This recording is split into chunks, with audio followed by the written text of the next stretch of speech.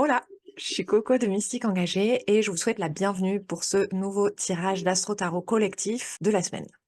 Je suis astrotarologue et père aidante spécialisée dans les traumas et l'entrepreneuriat spirituel en ligne. Et que ce soit votre première fois ici sur l'espace Mystique Engagé ou sur le podcast du trauma au dharma, ou que vous soyez déjà familière avec mon travail, j'espère de tout mon cœur que mon travail, quelle que soit sa forme, vous permettra de faire sens des énergies de l'inconscient collectif et comment ces énergies nous impactent dans notre quotidien pour nous permettre de nous positionner en toute intégrité, en toute sérénité dans nos décisions, dans nos choix de vie, dans la façon dont on aime, dont on relationne, dont on travaille, etc.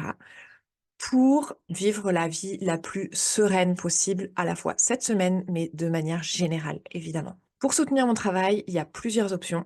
La première, c'est de vous abonner. La deuxième, c'est de partager cette vidéo à une personne, à un de vos proches qui pourrait en bénéficier. Vous pouvez aussi commenter un petit cookie pour faire grandir cette communauté et favoriser l'algorithme. Et enfin, vous pouvez aussi faire un don pour soutenir mon travail et la création de contenu dans le lien qui sera dans la description. Et enfin, je vous rappelle aussi que ces tirages collectifs hebdomadaires sont l'endroit pour moi de vous transmettre des interprétations qui soient générales et qui soient donc pas appliquées au domaine dans lequel ces énergies vont se produire, avoir lieu, avoir des effets dans votre thème astral, votre thème HD, selon la maison, enfin selon votre ascendant, etc. Il va y avoir des spécificités qu'on pourrait voir ensemble en séance individuelle ou si vous êtes intéressé pour être formé à l'astro-tarot et à l'appliquer dans votre quotidien, que ce soit dans la façon dont vous vous organisez, la façon dont vous utilisez votre temps, dont vous relationnez et où vous développez votre activité. Alors, dans ce cas-là, je vous invite à me contacter et à réserver déjà une première séance, sachant que, quels que soient les outils que j'utilise, que je transmets, l'approche est toujours trauma informée. C'est une approche qui permet d'être holistique, de prendre en compte à la fois la façon dont notre corps réagit, notre esprit et aussi de manière plus générale notre âme, notre part divine. Je vous embarque tout de suite avec l'interprétation du Du tarot. trauma au dharma. Pour la semaine du 5 au 11 août, est-ce que j'utilise ça en tarot principal? Le podcast pour s'élever soi Celui-là, tarot principal? et ses prochains. Celui-là en tarot clarificateur? Où Celui-là en tarot développement clarificateur? personnel et spirituel Est-ce que devient j'utilise un autre social tarot? et politique. Great. Let's tune in.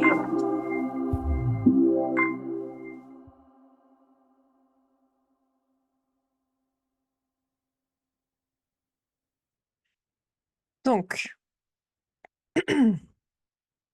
pour le tirage d'Astro Tarot collectif de la semaine du 5 au 11 août 2024, c'est The Light Seals Tarot, le tarot visionnaire qui a été choisi en tarot principal, et le tarot de la sorcière moderne en tarot clarificateur. Ça va changer un petit peu.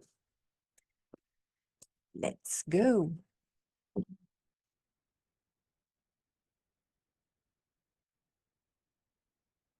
Oupsie. Alors.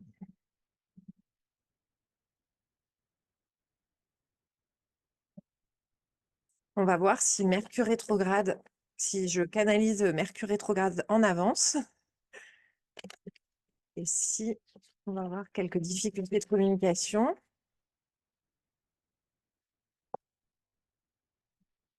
Ou une invitation à l'introspection, comme c'est souvent le cas quand les planètes sont rétrogrades, en particulier Mercure.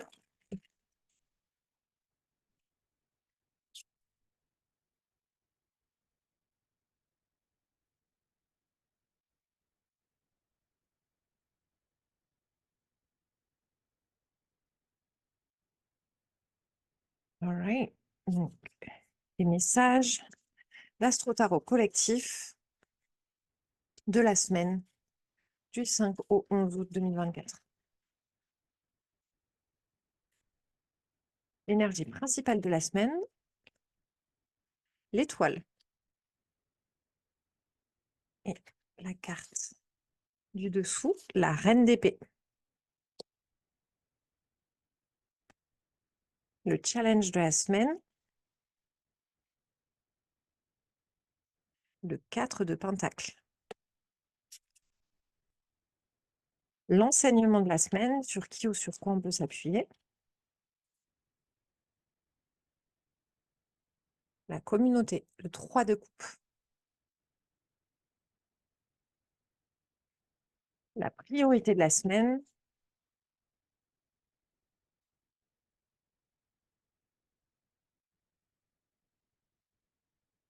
Oula.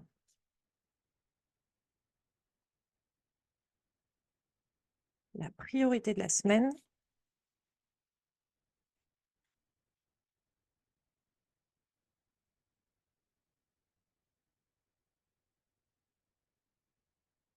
La priorité de la semaine du 5 au 11 août 2024. Le roi de coupe. Alors, l'action de la semaine.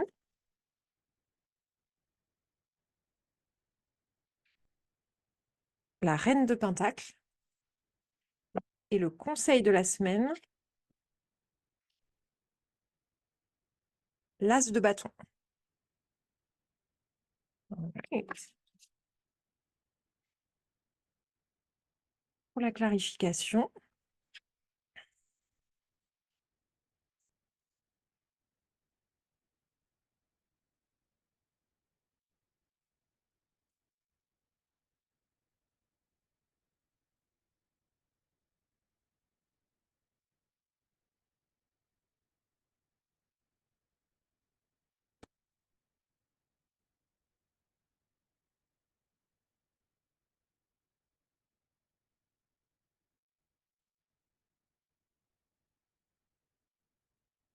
Ok, la clarification de l'énergie de la semaine.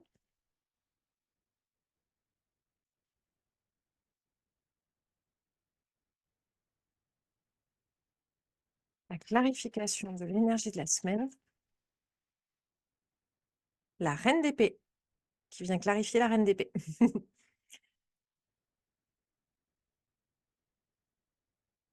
La clarification du challenge de la semaine. Ouf.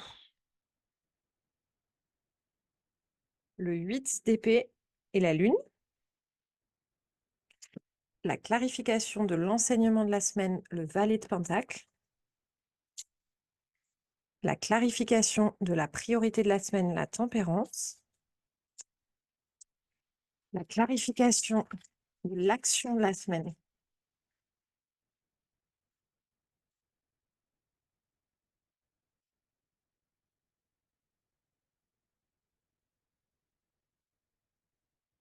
Ouh là. Le 3 de coupe.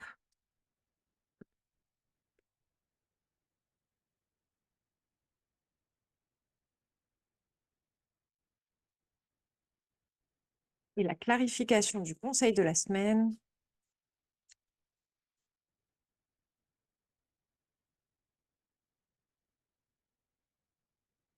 La roue de fortune et le valet d'épée. Ok. Alors, cette semaine, c'est clairement une semaine pour réajuster notre entourage, en tout cas questionner et s'assurer que les personnes qui nous entourent, notre environnement, notre système de soutien est adéquat pour les changements profonds qui vont arriver ou qu'on aimerait mettre en place. L'énergie principale de la semaine, on retrouve l'étoile qui était là en... qui était là la semaine dernière, je ne sais plus dans quel placement. Je me mélange avec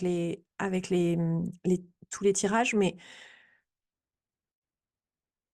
globalement, l'énergie de la semaine, c'est de nous raccrocher au plan divin, à notre foi en un futur meilleur, pour reconnecter un sentiment de sécurité intérieure indestructible, mais aussi de nous rappeler et de nous reconnecter, de nous rapprocher de notre communauté, de celles et ceux dont on aimerait être entouré après la tour, après la désillusion, après la déception, pour ne pas perdre espoir et justement pour pouvoir recevoir l'aide sans avoir peur de souffrir de nouveau.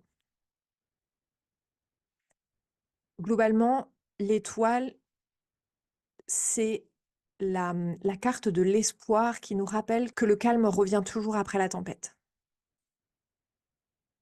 Surtout si on se reconnecte à cette humanité dont on fait tous partie, tous et toutes partie. Et en clarification de l'énergie de la semaine, on avait dans 2 tarots différents la reine d'épée. Donc la reine d'épée, c'est vraiment celle qui, par son expérience, incarne une forme de lucidité, de capacité à discerner le vrai du faux en quelques secondes, à qui on peut pas la faire, quoi. On peut pas lui faire. Même si parfois notre expression peut sembler brutale, il va être important de s'entourer de personnes justement qui vont bien au-delà des apparences et qui voient notre sensibilité et qui voient que toute la sagesse dont on fait preuve aujourd'hui, c'est le fruit de notre expérience, qui souvent a été une expérience douloureuse. Et des personnes qui vont justement être attendries, qui vont ne pas nous déshumaniser et auprès de qui on pourra être puissant, puissante, exprimer notre vérité sans avoir peur et sans que les personnes soient impressionnées, sans que les personnes nous mettent sur un piédestal et donc créer une distance entre elles et nous. Donc vraiment, avec la reine d'épée, ça suppose de nous reconnecter à la richesse de notre expérience et à la laisser parler d'elle-même, finalement, et juste à nous connecter à cet état d'être qui témoigne d'un certain ancrage intérieur, acquis au gré, évidemment, des expériences parfois douloureuses. Dans le challenge, la difficulté de la semaine, c'est le 4 de Pentacle. Donc le 4 de Pentacle, c'est cette sensation que rien ne bouge. En tout cas, que rien ne semble changer à l'extérieur. Malgré le travail, malgré l'énergie, malgré le temps qu'on a mis à certains efforts. Dans ce genre de cas, le 4 de Pentacle, il invite clairement à faire preuve de prudence et à mettre nos ressources de côté. C'est-à-dire nous rappeler de ce qu'on a appris justement du chemin qu'on vient de parcourir. Et surtout, le challenge, ça va être de ne pas tomber dans l'un des écueils du 4 de Pentacle, à savoir d'être dans l'énergie du manque, d'être donc dans la frustration, dans l'amertume, je parle là au projecteur, dans le non-alignement, se focaliser sur ce qu'on n'a pas encore, voire même de réduire ses objectifs, ses résultats à la baisse, pour justement éviter de souffrir, etc. Et voire même le 4 va avoir une tendance à s'accrocher au peu de choses qu'on a et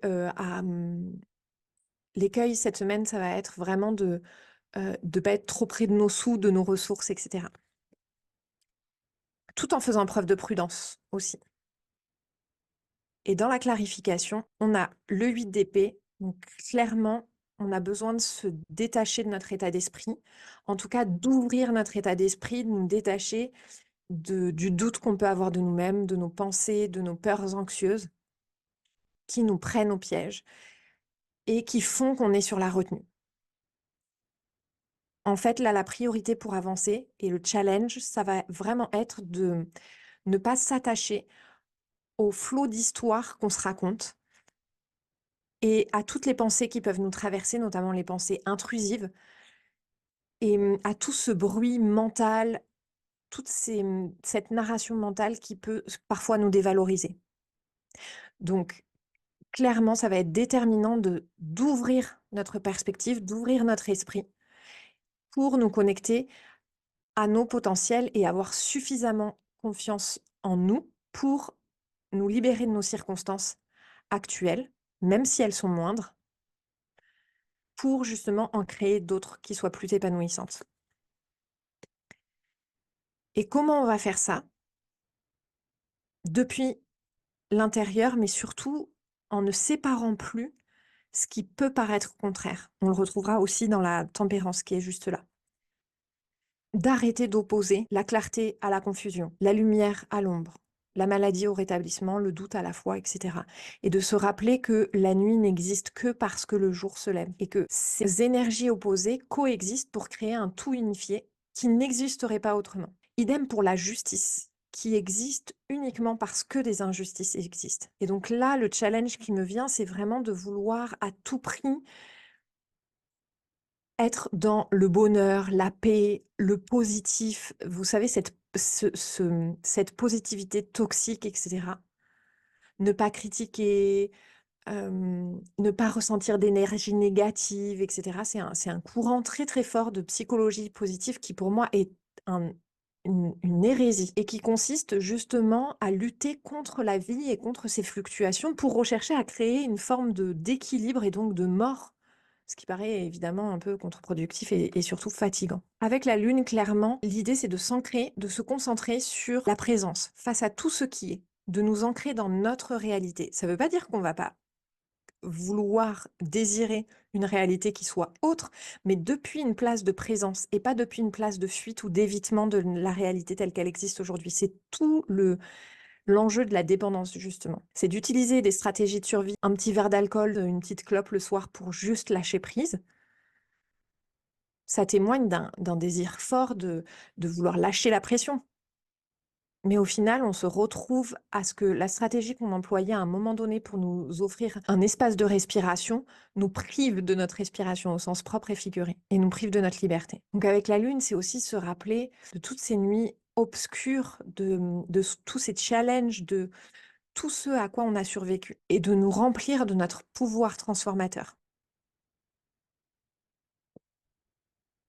L'enseignement de la semaine, le 3 de coupe, qui revient aussi dans l'action de la semaine, qui est clairement au centre du tirage de cette semaine. Donc, sur quoi on peut compter, sur quoi on peut s'appuyer, sur notre communauté, sur les connexions profondes, parfois anciennes, qu'on a établies et qu'on continue de nourrir avec notre tribu, et qui constituent notre système de support vivant et qui nous lie parfois bien au-delà du sang.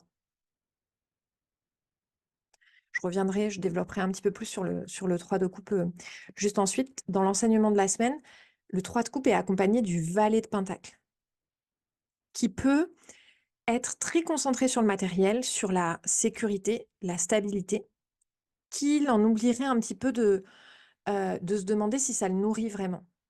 Donc clairement, avec le valet de pentacle, l'idée, c'est de commencer à explorer pour ne pas stagner. Peut-être même réévaluer certaines relations qui sont peut-être plus alignées à nos besoins, à nos aspirations, et revenir sur cette loyauté, cette stabilité du denier qui peut nous faire rester dans des relations, dans des situations qu'on aurait besoin justement de réajuster ou même parfois dont on aurait besoin de se séparer pour avancer. Donc là, l'idée, c'est vraiment de ne pas rester cloisonné, coincé, pareil avec le 4 de Pentacle, dans le connu, dans ce qu'on connaît déjà.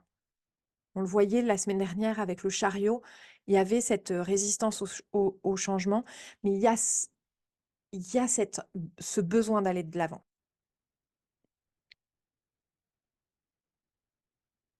La priorité de la semaine, le roi de coupe. Donc la priorité, c'est clairement de développer encore une fois notre maturité, notre détachement émotionnel, notre intelligence émotionnelle, en prenant le temps de ressentir et aussi de réguler nos états émotionnels, c'est-à-dire sans s'y attacher, en laissant passer les vagues, comme on laisse passer les pensées, avec le 8 d'épée. Là, l'idée, c'est de laisser passer les informations pour arriver à une forme de justesse, de juste milieu entre un cœur qui soit à la fois empathique et un mental qui soit intelligent. D'ailleurs, souvent, c'est incompatible quand on est hypersensible, etc. Donc, même si c'est valorisé, romanticisé, etc., ça nous empêche d'accéder à notre rationalité. C'est la grande difficulté des personnes qui vivent avec un stress post-traumatique ou un trouble du stress post-traumatique complexe. C'est justement ce non-accès à la cognition qui est bloqué par le trop-plein émotionnel. Alors oui, on peut éviter de de souffrir en se disant: «Bon, bah, j'ai pas accès à ma cognition, j'ai pas accès à ma cognition, donc je vais faire de mon hypersensibilité une force». Oui, OK. Mais l'idée, justement, avec la lune, c'est de vivre dans son intégrité, dans son intégralité et de pas laisser des choses de côté. Donc vivre avec un cœur empathique, oui, vivre avec la raison aussi. Tout ça en voyant justement les fluctuations émotionnelles comme des moyens de développer notre résilience et notre façon d'aller avec le flot de la vie, les difficultés et les réussites. Pour accompagner le roi de coupe, la tempérance, qui demande clairement de lire entre les lignes et de trouver cet équilibre justement dans l'entre-deux. Ce qu'on croyait être contradictoire, parfois des besoins qui pourraient être contradictoires, finalement de l'envisager comme une force. Je vous disais tout à l'heure, avoir un pied, on voit là un pied dans l'eau, un pied sur la terre. Rêver ne nous empêche pas d'être réaliste. Désirer autre chose ne nous empêche pas d'être dans la gratitude de ce qu'on a aujourd'hui. Et c'est depuis cet espace justement qu'on pourra créer quelque chose d'encore plus harmonieux entre des intérêts qui peuvent paraître opposés aujourd'hui, en intégrant nos contradictions intérieures avec optimisme, avec ouverture. Justement pour rééquilibrer ce qu'on croit être positif ou négatif. Revenons au tirage. L'action de la semaine, c'est la reine de Pentacle. Clairement, qui nous invite à guérir notre rapport à l'abondance, à l'argent, au matériel et aux affaires courantes, à l'administratif, aux affaires ennuyeuses en fait, en favorisant la durabilité. L'action de la semaine, ça va être de prendre soin de ce qui a besoin de l'être, c'est-à-dire reprendre les dossiers qu'on n'a pas ouverts depuis le mois de juillet, envoyer ce devis pour les lunettes, pour les dents, pour la voiture, s'assurer de ranger les papiers qui traînent, de payer les factures qui sont encore restées impayées, de prévoir nos impôts, etc. Voire même de préparer la rentrée tant que les enfants sont chez leur père, par exemple. Rien de fun, mais tellement nécessaire. J'en profite pour vous dire qu'à la rentrée, je pense organiser des sessions communautaires, justement, ce qu'on appelle le body doubling pour les personnes neuroatypiques, de faire ces tâches ennuyeuses qui sont souvent les tâches administratives ou les tâches ménagères, les tâches redondantes, celles qui reviennent en permanence. Parfois, ça va être se brosser les dents, etc. De pouvoir les faire au moins une fois par semaine ensemble pour avoir un soutien soit qui soit technique dans le fait de remplir des dossiers, etc. Notamment que moi j'ai entamé une longue démarche pour la reconnaissance de mes handicaps à la fois au niveau psychique, physique, etc. Donc je serai en mesure de vous accompagner sur ce niveau-là, ou aussi un soutien émotionnel.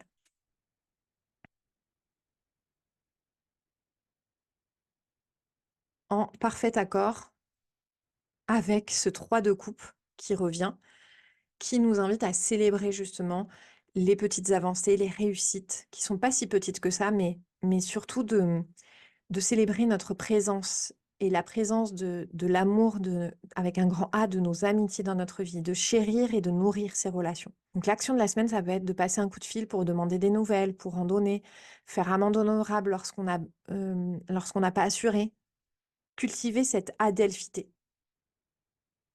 pour célébrer justement ces liens qui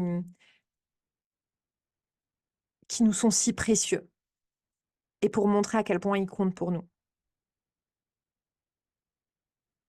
Et d'être ce soutien-là dont on rêve aussi.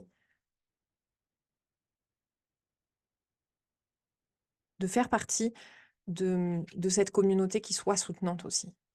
Je disais que c'est une semaine pour revoir son environnement, c'est aussi une semaine pour voir comment nous, on veut participer à cet environnement. Le conseil de la semaine, donc le message de soutien de la semaine, l'as de bâton. Donc clairement, l'as de bâton, il va nous conseiller de cultiver notre flamme intérieure, de nous saisir de cette étincelle, de notre créativité, de façon à retrouver la passion. Pas en la forçant, mais juste en lui laissant la place de pouvoir se manifester. La source créatrice, elle existe de toute façon, à la fois en nous, mais aussi autour de nous. Et la passion, elle brille lorsqu'on lui laisse la place, lorsqu'elle a suffisamment d'oxygène. La flamme s'allume lorsqu'il y a suffisamment d'oxygène. Donc là, clairement, le conseil de la semaine, c'est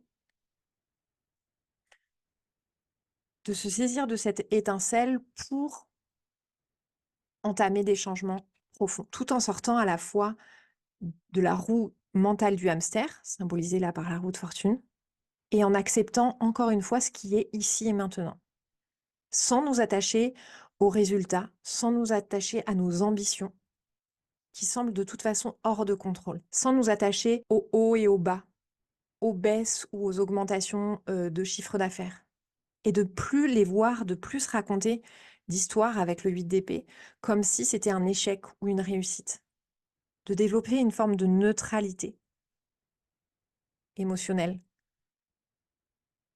et d'assurance face à toutes ces fluctuations de la vie. C'est que comme ça qu'on pourra inviter des changements encore plus profonds. On est en train d'augmenter notre capacité.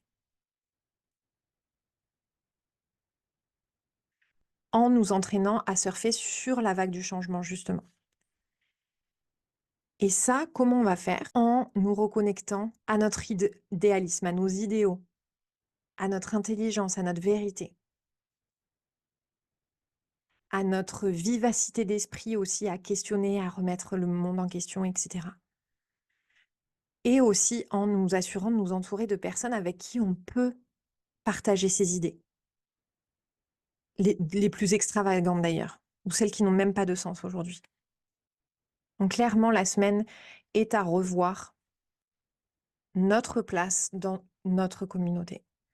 Comment on veut participer et comment on veut que cette communauté nous nourrisse en retour. Comment on veut fédérer, faire le lien et être présent dans le collectif. C'est pas du tout étonnant que ça arrive la semaine de la nouvelle lune en Lion. Donc le soleil et la lune sont en Lion, en opposition justement à Pluton, à la planète des transformations profondes, qui est en Verseau. Donc toute ce questionnement de l'individuel et du collectif. Je vous souhaite une belle semaine et je vous dis à la semaine prochaine pour un nouveau tirage.